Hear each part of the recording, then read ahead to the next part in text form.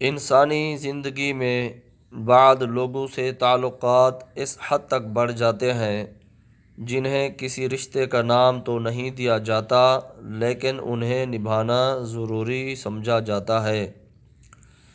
ان میں ایک اہم تعلق دوستی کا بھی ہے۔ دوستی کا مفہوم بہت وسیع ہے۔ ہمارے معاشرے میں تقریباً سبھی لوگ کسی نہ کسی سے دوستی کا دم بھرتے ہیں۔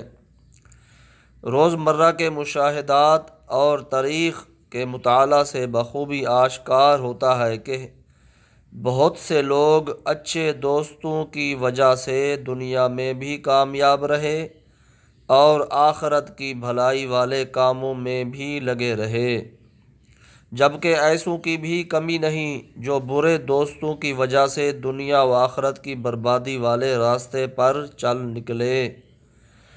ایک مسلمان کو کسے دوست بنانا چاہیے اور اسلامی معاشرے میں دوستی کے تقاضے کیا ہیں، آئیے اس بارے میں چند پھول ملاحظہ فرمائیں۔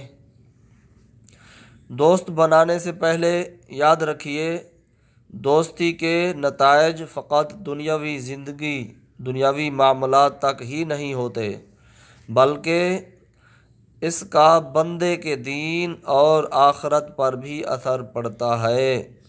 لہٰذا کسی سے بھی دوستی کرنے سے پہلے رسول کریم رؤوف الرحیم صلی اللہ علیہ وبارک وسلم کا یہ فرمان عظیم لازمی پیش نظر رکھنا چاہیے کہ نبی پاک صلی اللہ علیہ وآلہ وسلم نے فرمایا، المرء علی دین خلیلہ فلینظر احدکم من یخالل، یعنی آدمی اپنے دوست کے دین پر ہوتا ہے، لہٰذا تم میں سے ہر ایک کو چاہیے کہ وہ دیکھے کس سے دوستی کر رہا ہے۔